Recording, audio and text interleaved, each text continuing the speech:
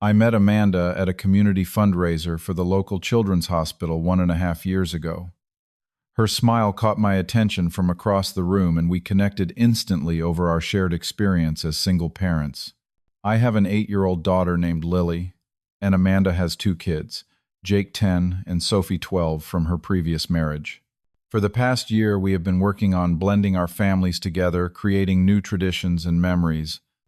I thought we were building something special until last week when she booked a family vacation to Disney World but only bought tickets for her kids. Before I continue this story, let me know where you are watching from and hit like and subscribe if you have ever had to stand up for someone you love. Trust me, this journey of putting my daughter first changed everything. Amanda and I hit it off immediately when we first met. She was funny, intelligent, and seemed to genuinely care about building a meaningful relationship. What really attracted me to her was how she talked about her children. Her eyes lit up when she described Jake's baseball games or Sophie's science fair projects. As a fellow single parent, that kind of devotion resonated with me. I have been raising Lily mostly on my own since my divorce 3 years ago. My ex-wife moved across the country to Seattle for a job opportunity, leaving me with primary custody. Lily only sees her mother during summer breaks and some holidays. The transition was tough on her at first.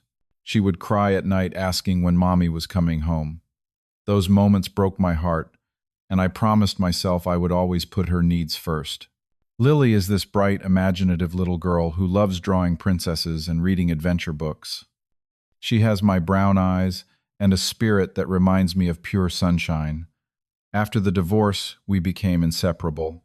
She is my anchor, my reason for pushing forward when life gets challenging. Every decision I make, I consider how it will affect her first. When I introduced Lily to Amanda, they seemed to get along well. Amanda would compliment Lily's artwork and ask about her day at school. I was cautious about introducing Lily to someone new, but Amanda assured me she understood the package deal. "When you date a parent, you date their child too," she said, once. And those words meant everything to me at the time. Meeting Amanda's children was a different story. Jake was initially standoffish, barely making eye contact during our first few encounters. Sophie was polite but distant, always keeping her phone in hand as a buffer. I understood their hesitation. They had gone through their parents' divorce too, and here was this new guy trying to be part of their lives. I made consistent efforts to connect with them. I volunteered to coach Jake's baseball team, spending extra hours practicing with him in the backyard. His face would light up when he made a good hit, and those small moments felt like victories. For Sophie, I helped with her science projects using my engineering background to guide her through complicated concepts. Slowly, they began to warm up to me. There were early signs that Amanda treated our children differently, but I dismissed them. When planning weekend activities, her kids' preferences always seemed to take priority. If Jake had a baseball game, we all attended, but when Lily had a dance recital, Amanda often found reasons why she and her children could not make it. I chalked it up to scheduling conflicts, never wanting to create unnecessary tension. Despite these small issues, we had wonderful moments as a blended family. Last Christmas, all 5 of us decorated the tree together, with each child hanging their special ornaments. We took weekend trips to the lake during summer, teaching all 3 kids to fish. During those perfect moments, I could envision our future together, raising these children as one united family. About 3 months ago, Amanda brought up the idea of a Disney World vacation. "The kids are at the perfect age," she said one evening while we were cooking dinner. "It would be such an amazing experience for all of us." I immediately loved the idea. Disney World represented exactly the kind of memory-building experience I wanted for our blended family. Lily had been asking to meet the Disney princesses since she was 4 years old, and I imagined her face lighting up when she finally got to hug Cinderella. The thought alone made my heart swell. We agreed to split the costs evenly, which meant I needed to save aggressively. I took on additional projects at my architectural firm, working late most nights to earn the extra money. Every time exhaustion hit, I pictured all 3 kids running through the Magic Kingdom together, and it made the sacrifice worthwhile. Our dinner conversations became filled with Disney plans. Sophie wanted to experience the thrill rides at Epcot. Jake was obsessed with Star Wars attractions. Lily would talk non-stop about the princesses and the castle. Amanda and I researched hotels, restaurants with character dining, and the best times to visit each park. We downloaded the Disney app and studied the map together as a family. "This trip will bring us all closer," Amanda said one night, squeezing my hand. I believed her completely. As the planned vacation date approached, I noticed Amanda becoming secretive about the booking details. Whenever I asked to see the itinerary or confirmation emails, she would change the subject or claim she was still finalizing things. "Did you book the character breakfast for Lily?" I asked one evening. "I am still looking into options," she replied vaguely, despite the fact that we had discussed this specific plan multiple times. I began noticing Amanda having private conversations with her kids about the trip, conversations that would abruptly end when Lily or I entered the room. Once I overheard Sophie asking, "So it will be just the three of us at the hotel?" before Amanda shushed her. Lily, innocent and excited, kept asking Amanda questions about the trip. "Will we get to stay in a princess room?" she asked one afternoon while drawing pictures of Cinderella. "We will see," Amanda replied quickly, redirecting the conversation. When I tried addressing these concerns with Amanda, she accused me of overthinking. "Planning a vacation is complicated," she said. "Just trust me to handle the details." I wanted to believe her, but something felt off. Still, I never imagined what was actually happening.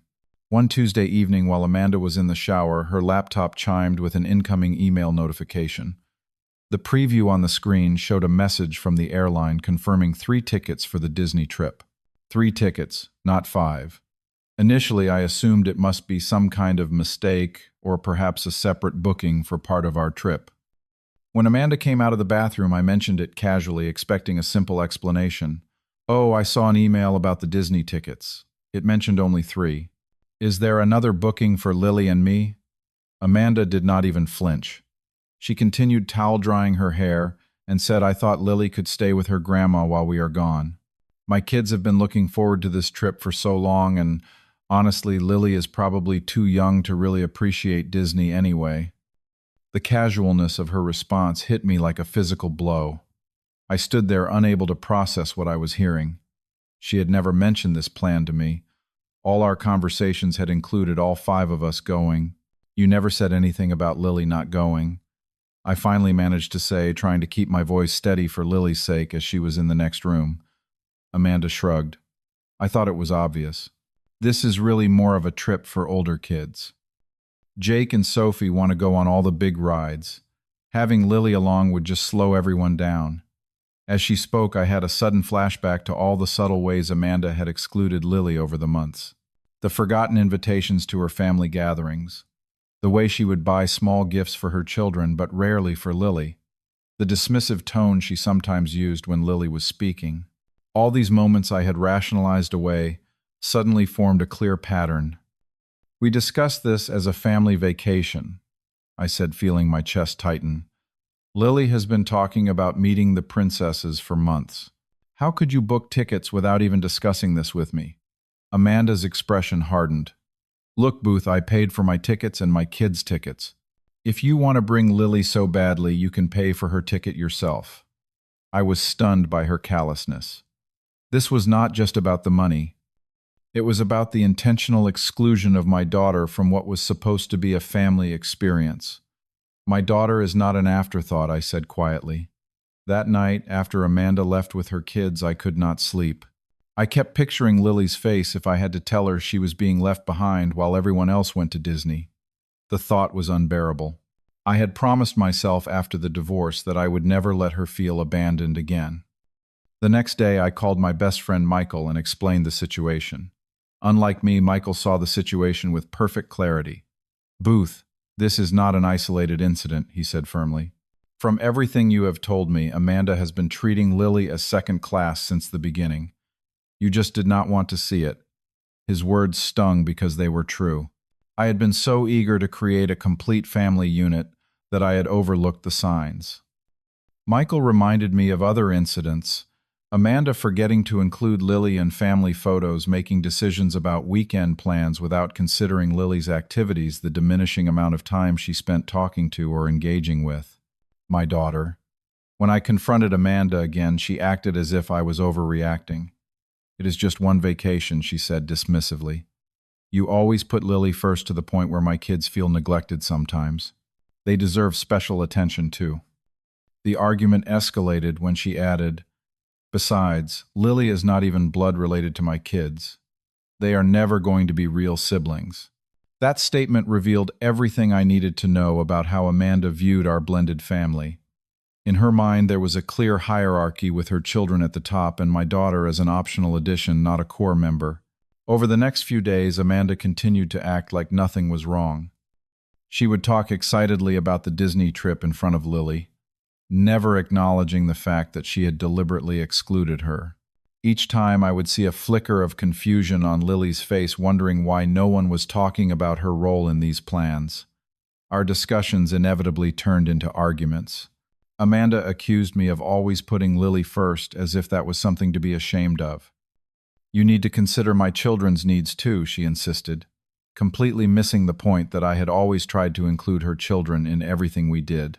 This is not about putting one child before others, I tried explaining. This is about treating all children with equal consideration.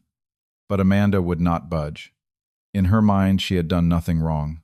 One night, after tucking Lily into bed, I noticed a drawing she had made stuck to the refrigerator with a magnet. It showed 5 stick figures standing in front of a castle with fireworks overhead. She had labeled each figure Daddy Me, Amanda Jake, and Sophie.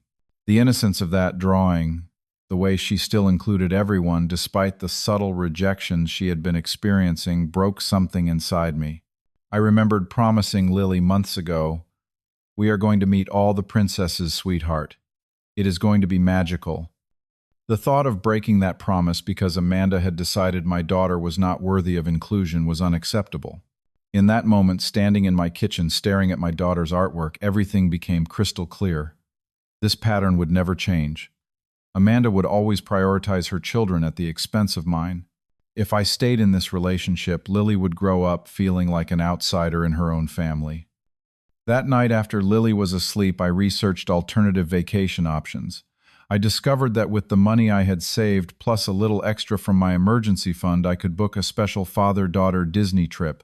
Not just standard tickets, but an upgraded experience with a princess-themed hotel room character dining experiences, and even a special princess makeover package for Lily. I made my decision. I would not argue with Amanda or try to change her mind. I would simply take action. The next morning, I contacted the airline and canceled my portion of Amanda's booking, getting a partial refund. Then I booked new flights for just Lily and me, departing on the same day, but to a different Disney resort hotel than the one Amanda had chosen. I added every princess experience available, including breakfast at Cinderella's royal table and a bibbidi-bobbidi boutique appointment. I did not tell Amanda about the changes. Let her discover the truth when the moment came. Over the next week, I quietly prepared Lily for our special trip, telling her we would be going on a surprise father-daughter adventure, but keeping the details vague. She was excited about the mystery vacation, asking daily for hints about where we were going. Amanda remained oblivious, continuing to talk about our family trip whenever we were together, though her version of family clearly did not include my daughter. The day of departure arrived. Amanda texted that morning saying she and her kids would meet us at the airport near the gate. I replied with a simple okay and loaded our luggage into the car. Lily clutched her Disney princess backpack, still not knowing our actual destination. We arrived at the airport early and checked in at a different terminal than where Amanda would be. As we walked toward security, I finally told Lily, "We are going to Disney World, Princess. Just you and me." Her eyes widened with pure joy. "Really, Daddy, we are going to see the castle and the princesses." When I nodded, she jumped up and down with excitement, drawing smiles from nearby travelers. We were already through security and waiting at our gate when I received the first frantic text from Amanda. "Where are you?" "We are at check-in, and there is some problem with the reservations." I did not respond immediately. About 20 minutes later, my phone began ringing repeatedly. When I finally answered, Amanda was livid. "What did you do?" she demanded. "The airline says you canceled your tickets. We are supposed to be leaving in an hour. I decided to take Lily on a different trip," I replied calmly. "Since you made it clear she was not included in your family vacation plans, we made our own." Amanda's voice rose to a near shriek. You cannot do this. We had plans. The kids are expecting you to be there. Your kids, Amanda. Not my child. You made the distinction very clear. I could hear the commotion in the background as she caused a scene at the check-in counter. You need to come here right now and fix this, she demanded. No, I said simply. Lily and I have our own flight to catch. I hope you and your children enjoy your vacation. I ended the call and turned off my phone. 30 minutes later, as Lily and I were waiting to board our flight, I spotted Amanda storming through the terminal with Jake and Sophie trailing behind. Her face was flushed with anger as she approached our gate. How dare you embarrass me like this, she hissed, keeping her voice low but intense. The airline staff, other passengers, everyone heard that you canceled at the last minute. Do you have any idea how this makes me look? I stood up, positioning myself between her and Lily. I am sorry you feel embarrassed, Amanda, but I am not sorry for choosing to take my daughter on a vacation where she is actually wanted. You are ruining everything, she insisted. Jake and Sophie were looking forward to having you there. But not Lily, I pointed out. That is the difference between us, Amanda. I would never exclude your children from family experiences. You had no problem excluding mine. Our boarding group was called, giving me the perfect reason to end the conversation. I took Lily's hand and walked toward the gate. Amanda called after me. This is not over, Booth. You cannot just walk away. But that was exactly what I was doing. Walking away from someone who did not value what mattered most to me. On the plane, Lily asked, Is Amanda mad at us, Daddy? I brushed her hair back from her forehead. She is upset because things did not go according to her plan. But that is not your worry, sweetheart. We are going to have the most amazing time together. As our plane took off, my phone flooded with angry text messages. You embarrassed me in front of the entire airport, read one. How could you do this to us? Demanded another. I silenced the notifications and focused on my daughter's excitement instead. The 5 days Lily and I spent at Disney World were absolutely magical.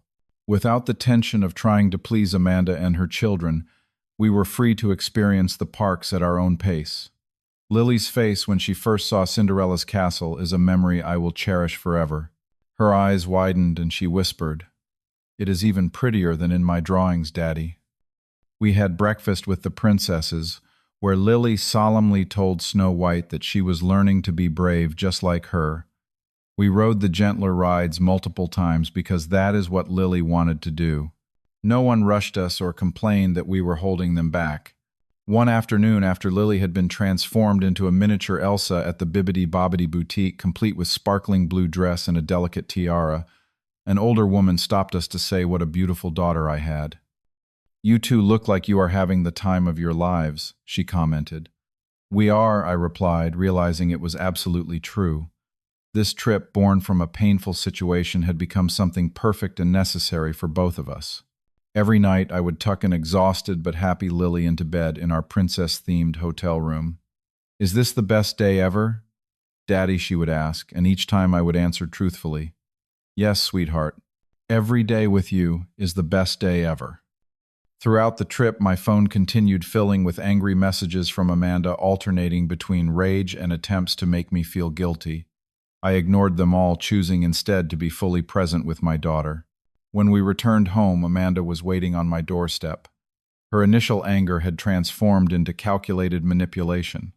The kids miss you, she said, without mentioning Lily. We can work through this if you just apologize. I looked at her, really seeing her for the first time. I am not apologizing for protecting my daughter, I said, and I think we both know this relationship is over. You are throwing away 1.5 years over one misunderstanding, she demanded. It is not a misunderstanding when you deliberately exclude an 8-year-old child because she does not fit your idea of family, I replied. Lily deserves better than that, and honestly, so do I. The conversation ended with Amanda predicting I would regret my decision and eventually call her begging to reconcile. I never did. Explaining the breakup to Lily was difficult but necessary. I kept it age-appropriate, simply telling her that Amanda and I had different ideas about what makes a family, and sometimes grown-ups have to make hard choices. Lily surprised me with her perception. She never really liked me anyway, Daddy, she said quietly as we sat on the porch swing. She smiled at me, but not with her eyes. Her observation made me feel guilty for not protecting her sooner. How much had she noticed while I was blind to the reality of our situation? "I am sorry, sweetie," I said, holding her close. "I should have seen it earlier." "It is okay, Daddy," she assured me with the remarkable resilience of children. Our Disney trip was better with just us anyway. In the 6 months since that pivotal moment, Lily and I have created new traditions together. Sunday morning pancakes shaped like Mickey Mouse. Movie nights where we build elaborate blanket forts in the living room. Small, meaningful rituals that strengthen our bond. I have noticed a change in Lily, too. She seems more confident, more secure in the knowledge that she will always come first with me. There is a lightness to her that had been gradually diminishing during my relationship with Amanda. Recently, I have started dating again cautiously and with clear boundaries. I met Jessica, an elementary school teacher, at Lily's school art show. Unlike Amanda, Jessica made a point of getting down to Lily's level when they were introduced, asking specific questions about her artwork and listening attentively to the answers. We are taking things extremely slowly. Jessica does not come to our home when Lily is there, and I have made it clear that my daughter's well-being is non-negotiable.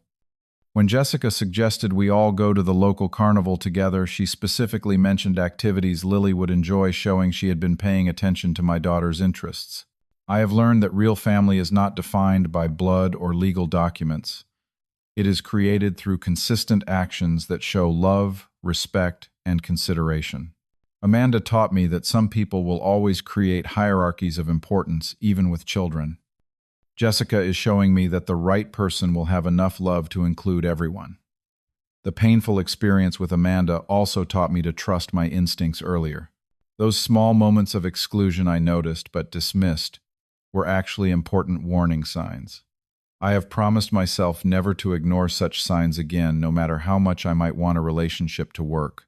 Most importantly, I have found peace in knowing I made the right choice. Standing up for Lily at that airport gate showed her that she will never be an afterthought in my life. That knowledge is worth more than any relationship.